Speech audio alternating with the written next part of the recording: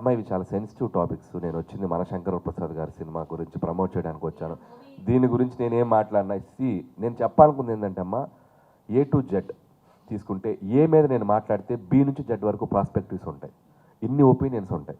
So నేను cinema గురించి వచ్చాను, నేను డైరెక్టర్, నా సినిమా గురించి ప్రమోట్ చేయాలి. వాళ్ళ మీద 100 ఒపీనియన్స్ ఉంటాయి ఆ కాంటెంట్స్ మీద. సో కొంతమంది ఒకలా అంటారు, కొంతమంది ఒకలా అంటారు, కొంతమంది ఒకలా ఉంటారు. నేను ఒపీనియన్ తీసుకున్నాను. ఇప్పుడు నాకు ఆటోమేటిక్గా బి నుంచి జెడ్ వరకు ఒపీనియన్స్ నా మీద దాడి చేస్తారు. అవసరం నాకు?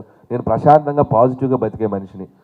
సో అందరూ ఎవరికి నచ్చినట్టు వాళ్ళు బతుకుతారు లైఫ్లో, ఎవరికి నచ్చినట్టు వాళ్ళు ఒపీనియన్స్ చెప్తారు. నాదేంటంటే నా పద్ధతి ఏంటంటే నా పని నేను చేసుకుంటూ పోతా. నా వల్ల ఎవరైనా బాధపడితే దానికి రియాక్ట్ అవుతా, నేను ఎవరైనా బాధపడితే వాళ్ళకి సంజాయిషి చెప్తా, అంతే తప్ప అన్ని టాపిక్స్ మీద మన ఒపీనియన్స్ ఇవ్వటం ప్రతి సందర్భంలో కరెక్ట్ కాదని నా ఫీలింగ్ అమ్మ. సో నెక్స్ట్ అంటే నేను సినిమా అయ్యే టైంకి కానీ నాకు బల్బు వెలగదు ఏం చేయాలనేది. సో నా తాపత్రం ఏమంటే, సో భగవంత్ కేసరి లాంటి ఒక డిఫరెంట్ జానర్కి వెళ్ళి ఒక అద్భుతమైన డ్రామా ఫిల్మ్ చేసిన ఆ సినిమాకి ఒక నేషనల్ అవార్డు వచ్చింది. సో ఎంటర్టైనర్స్ చేస్తూ మధ్యలో ఏదైనా ఒక ఎక్స్పెరిమెంటల్ ఫిల్మ్, ఒక మంచి డ్రామా ఫిల్మ్ చేయాలని నేను ఎప్పుడు అనుకుంటాను.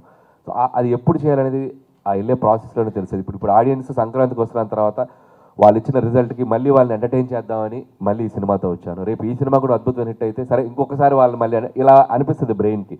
సో అది వెళ్ళే ప్రాసెస్లో ఎక్కడ బ్రేక్ ఇవ్వాలి, ఎక్కడ పాజ్ ఇచ్చి ఇంకొక జోనర్ ట్రై చేయాలనేది వెళ్ళే ప్రాసెస్లోగానే అర్థమవుద్ది. సో ఖచ్చితంగా ఈ సినిమా రిలీజ్ అయ్యి మీరు ఇచ్చే వర్డిక్ట్ని బట్టి, మీరు ఇచ్చే రిజల్ట్ని బట్టి మళ్ళీ నా నెక్స్ట్ సినిమా ఏం చేయాలనేది డిసైడ్ అవుతాను.